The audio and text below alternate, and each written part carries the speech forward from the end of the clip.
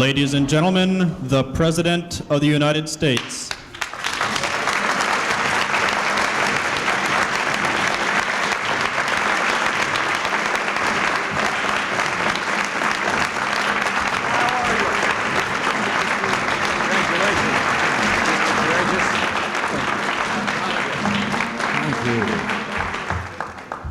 Well, thank you very much. You know, it took me to the second term before I got looking over my shoulders when they did that and to see who they were doing it for. Well, welcome to the White House. It's an honor to be able to speak to the Congressional Leadership Council and you who are doing so much to keep our party strong in the House, and not this House. You know the House I mean.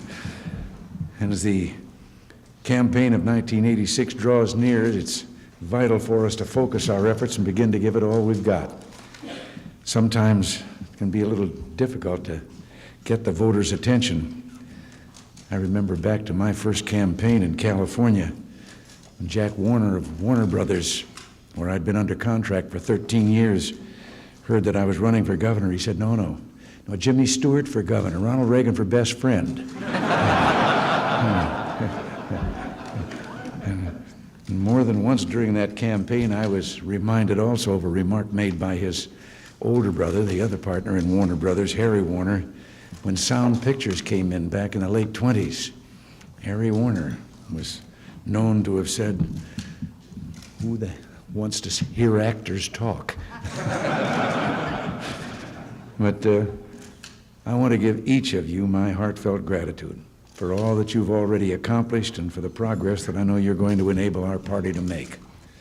Special thanks to someone who I know is on his way over here and just hasn't arrived, but I thought we shouldn't keep you waiting any longer. Guy Vanderjack just got away up in the hill and he's on his way down here. National Republican Congressional Committee Chairman for the past 10 years. To Tom Burnham, Republican Congressional Leadership Council co-chairman, and to the other co-chairman, Rich DeVos, who's marking his 6th anniversary in that post. My friends, these are historic times for the Republican Party and the ideals that unite us. Here in Washington, our party has established itself as the party of ideas.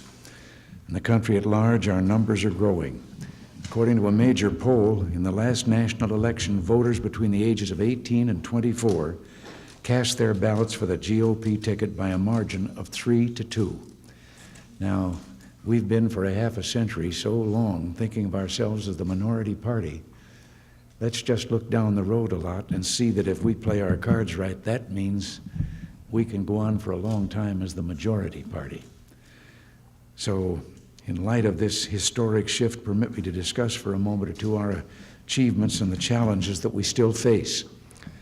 When we first took the White House and the Senate 5 years ago, we inherited the disastrous results of 2 vast and prolonged experiments. The first experiment, a domestic endeavor, had begun during the 30s and was renewed on a massive scale during the 60s. It was based upon the premise that the answer to virtually every problem was more government. And this experiment involved a growing tax burden, an endless proliferation of government regulations, and a federal budget that took in more and more of our gross national product. And to give you an idea, here, let me just say what happened in that period from the mid-60s on. From 1965 to 1980, 15 years, the budget increased to roughly 5 times what it was in 1965. The deficit increased to 38 times what it had been in just those 15 years before. In short, government greatly expanded the public sector, which can only consume and redistribute wealth at the expense of the private sector, the only sector that can create wealth. In the 70s, the results of this domestic experiment became clear.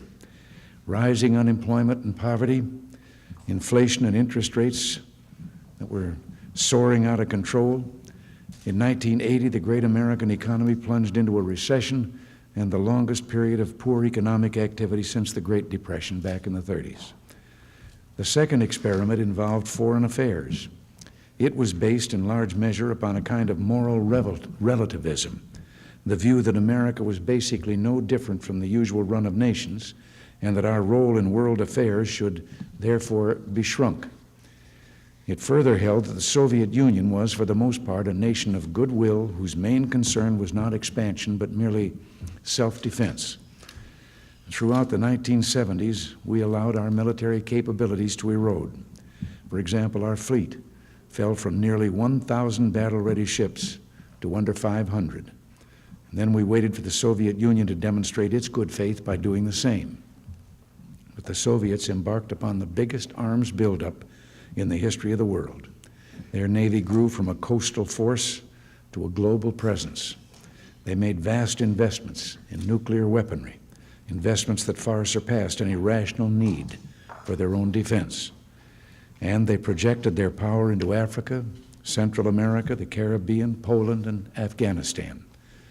To many, it seemed by the late 70s that America had fallen into a permanent decline.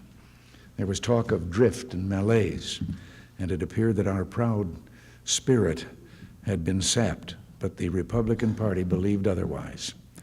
Then as now, we were convinced that ideas possess power, that principles like limited government, individual freedom, and economic growth could restore our nation to self-confidence and strength. In foreign affairs, when we took office, we began the rebuilding of our military.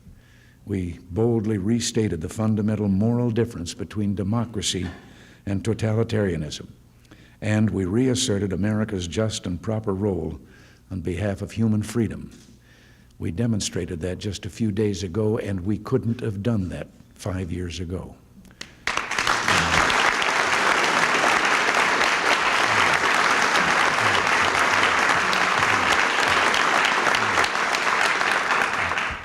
In 1983, we began the Strategic Defense Initiative. That's an initiative that could make strategic nuclear weapons obsolete. Today, we've regained the respect of the world, including the respect of the Soviet Union. And permit me to add, the United States of America, I'm not saying they love us. No more than they ever did before. They just are looking at us in a different light. But the United States has made it clear to the terrorists of this world that we don't mistake, that they shouldn't mistake our peacefulness for passivity. We'll fight if we must fight.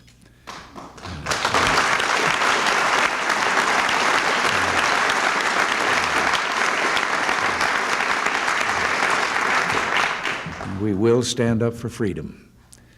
Here at home, we've turned our economy around, weeding out needless regulations, supporting a sound monetary policy, and enacting an across-the-board cut in personal income tax rates of nearly 25%. And today we've seen 40 months of expansion. Well, real income is up, interest rates are down, and inflation is at its lowest point, as I said before, in almost 15 years. 2.2% rate for the first quarter of this year.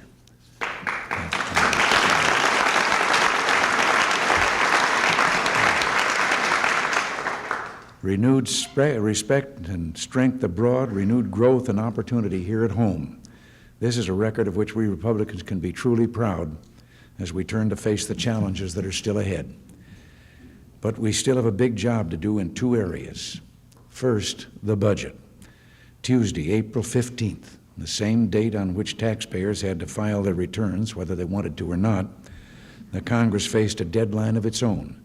According to the Gramm-Rudman-Hollings Act, April 15th was the deadline for the Congress to pass a budget resolution. But even today, April 17th, the budget resolution is nowhere near completion. And while Congress delays, we hear the same old song about the American people being undertaxed. Well, enough is enough.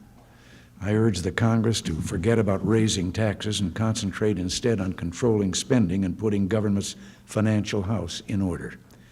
And I urge you, my friends, and all Republicans, to go to the root of this problem by helping to change the composition of the Congress.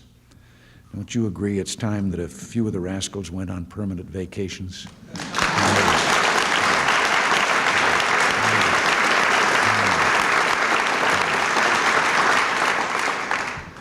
Second, we must build a national consensus for aid to freedom fighters around the world.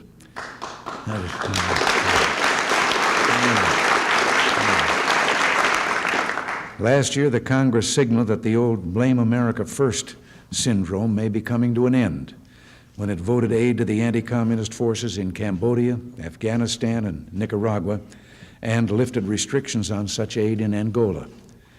As you know, it was my view that the freedom fighters in Nicaragua urgently needed more aid. And so at the beginning of this year, we went back to the Congress to make that request. Well, we're not there yet, but I want to tell you, I'm going to keep on fighting until they get the aid they need.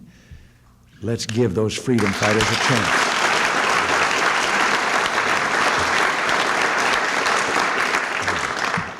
You know, the Sandinista government, just like the Soviet Union now, and it's a satellite of the Soviet Union, has a disinformation program that has kept most of America completely confused about what's going on there.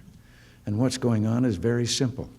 As a matter of fact, if you haven't already, there's a book put out by the State Department. It is a book of the papers and documents that we captured when we went into Grenada. Signed by such people, many of those as Gromyko and Ogarkov and many of the other Soviet leaders. And they're dealing with the then communist leaders of Grenada who aren't there anymore, but they were talking to them about their task here in the Western Hemisphere. And they named Nicaragua and Cuba as the basis for the revolution that must spread throughout the Americas, because the ultimate enemy was the United States. And as I say, we've got to work harder to make more people understand why it is that we think the Contras are the good guys down there. Now, we must go forward making human freedom throughout the world the cornerstone of American foreign policy. And once again, putting more Republicans in the House will prove crucial. We must have more Republicans in the House for freedom abroad and limited government and economic growth here at home. And every seat makes a difference. Last year, the House nearly doubled the authorization for one spending program by just a dozen votes and added more than $2.5 billion to federal domestic spending over the budget resolution, which they had already agreed to, by just 4 votes. Think of it, just a few more Republicans could have saved the American people literally billions. Now, I know that conventional wisdom holds that the party in the White House tends to lose House seats in the off-year elections. But that's because the voters have frequently had good reason to be unhappy with that party in large part, often enough because the economy had been weak. But here we are, in '86, with a growing economy, as I said, and sinking interest rates. Believe it or not, the short-term Treasury notes are below 6% for the first time in decades and decades. And I told you about inflation and where it is for the first time in nearly 15 years. Today, for the first time in decades, virtually as many voters call themselves Republicans as call themselves Democrats. But maybe even more important than numbers is the matter of initiative. For perhaps the first time since the 1920s, the GOP is on the offensive. We've become the party of ideas, the party of the young, and it's the other fellas who are running scared. I remember when I first became a Republican. That was only back in 1962. You know, when I was a child, I spake as a child, I thought as a child.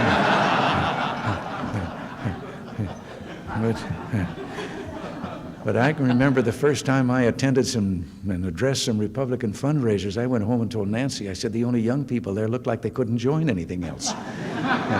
But not anymore. If you don't, I tell you, to go to anymore to a campus where I have been hung in effigy so many times back in the 60s, to go there now and see those kids, believe me, America's going to be in great hands in the next century.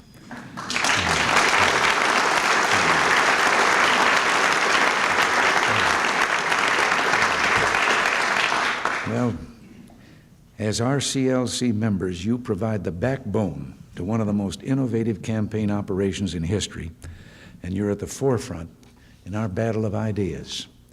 So, my friends, we've got to face this autumn with one confidence. Let's work hard and be generous with our time and resources. And remember, I'm going to have to live in this house for 2 more years. and you know how important good neighbors are. I'd rather do with some more Republicans on Capitol Hill. It would improve the neighborhood.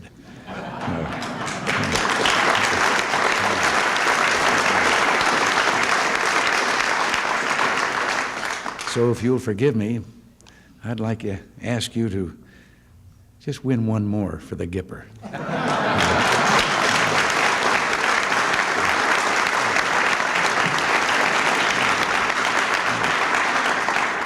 Has Guy Vanderjack come in? Hasn't? He's voting over there. He's voting? Yeah. And the right way. I'm sure. Yes. Well, listen, I know that I've taken too much of your time standing here now with this monologue, but thank you all, and God bless you. And if on the way out through there I shake a few hands, it's because I may run for mayor of Carmel. Mr. President, we're all very proud of you and your courage. See you Tuesday night at the Heritage Center. See you Tuesday night at the Heritage Center. Next party. Okay, keep it up.